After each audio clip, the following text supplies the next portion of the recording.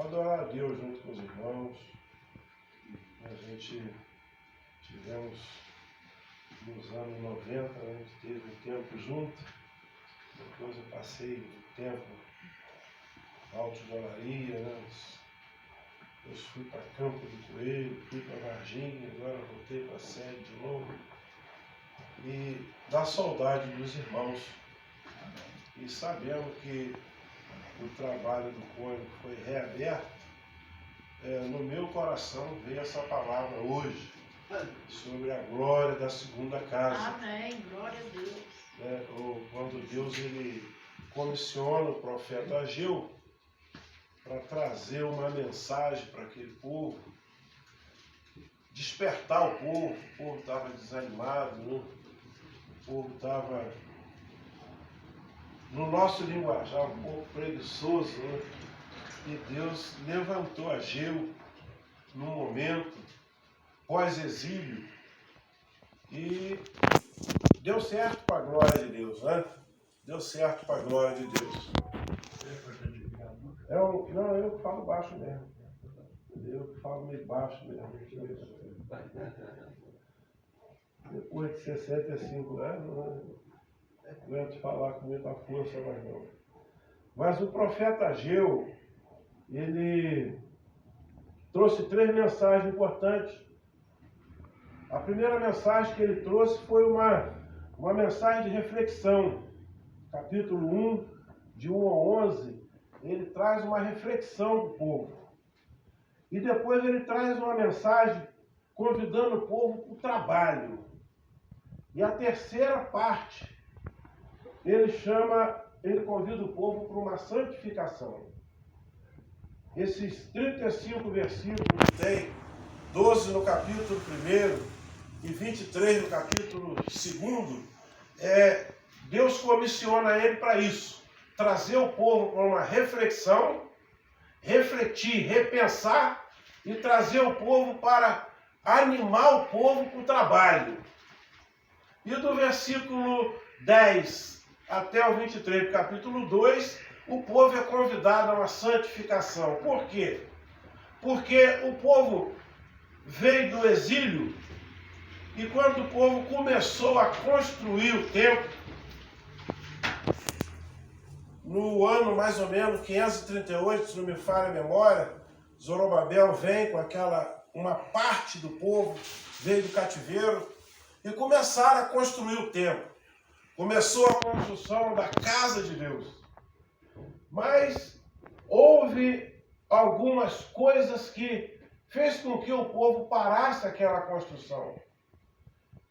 As 10 tribos do norte, com capital em Samaria, a Síria naquela época, quando levou as 10 tribos do norte para o cativeiro, a Síria tinha o costume de tirar o povo da terra e trazer outros povos e botar no lugar.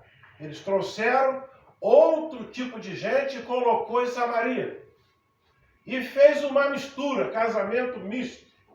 Um povo híbrido. Um povo que começou a casar com povos diferentes que não eram do agrado de Deus.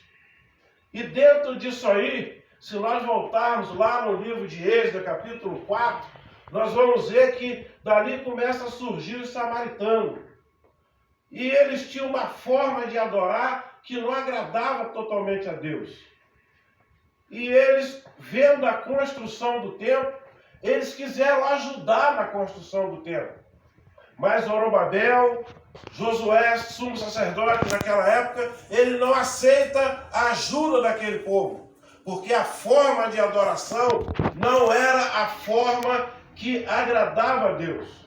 Tanto é que eles fizeram para eles um templo lá no Monte Cerezinho.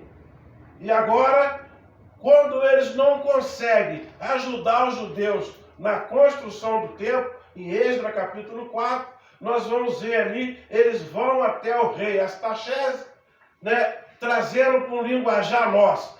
Faz uma fofoca com o rei Astaxés e o rei dá ordem para parar a construção do templo.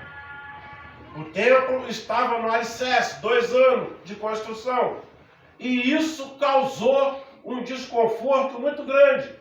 Porque a fofoca é um troço triste, né? A fofoca é um troço complicado.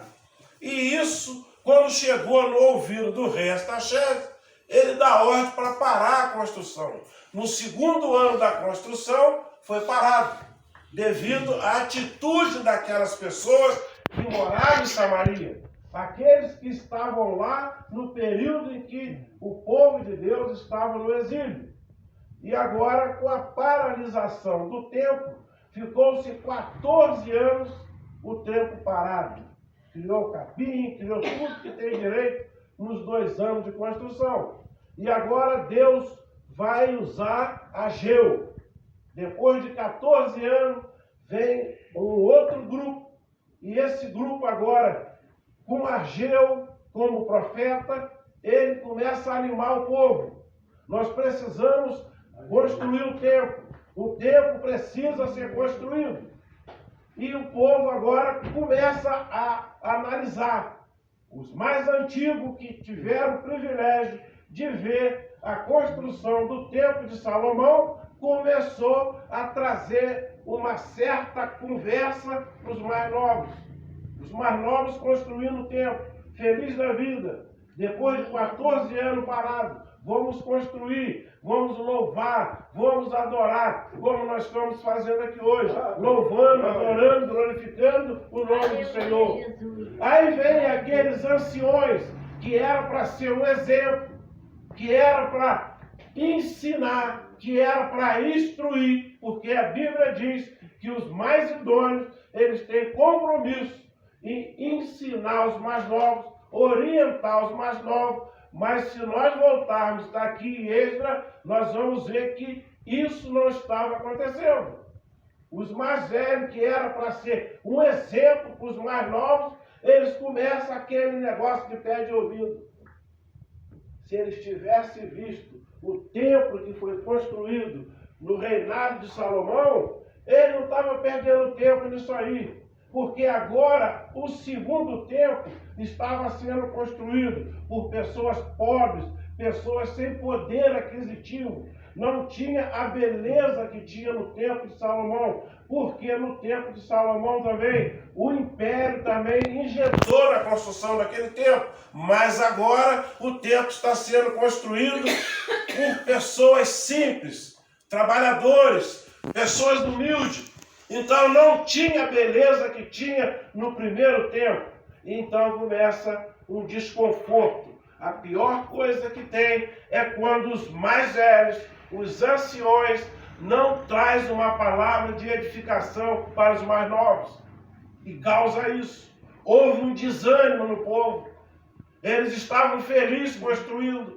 Mas você não viu. No tempo de Salomão tinha mármore, esse não vai ter. No tempo de Salomão tinha ouro em tudo quanto é lugar, e esse não vai ter. Isso causou um certo desânimo no povo que estava construindo naquele tempo.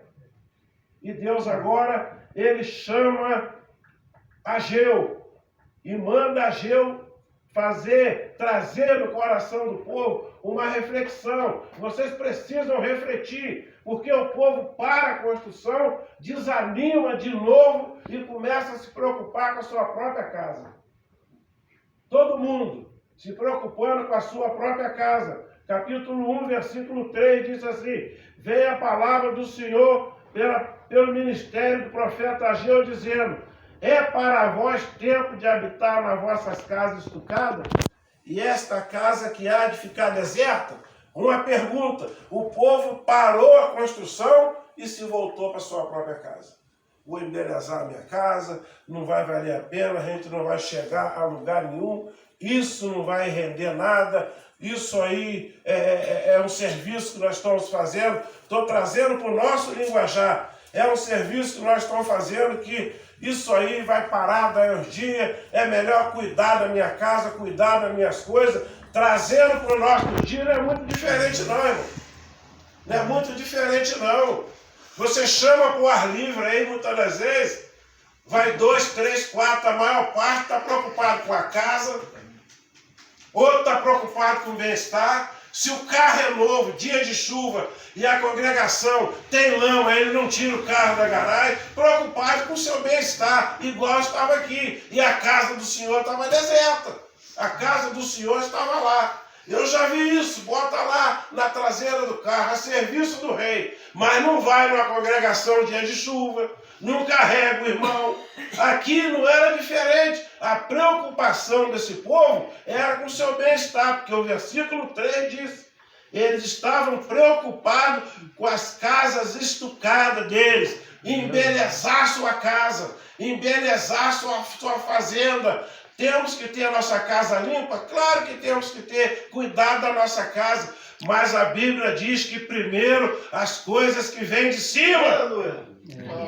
E a preocupação deles estava ali. E Deus levanta Ageu para trazer para eles uma reflexão. E diz assim o verso 5: ora, pois, assim diz o Senhor dos Exércitos, aplicai o vosso coração aos vossos caminhos. Eles não estavam aplicando o coração nos caminhos que tinha que aplicar. Estava fazendo de qualquer maneira. Aí o Senhor continua dizendo: semeai muito, colheis pouco, comeis, mas não fartais, bebeis, mas não saciais, vestir, mas ninguém se aquece, e o que recebe salário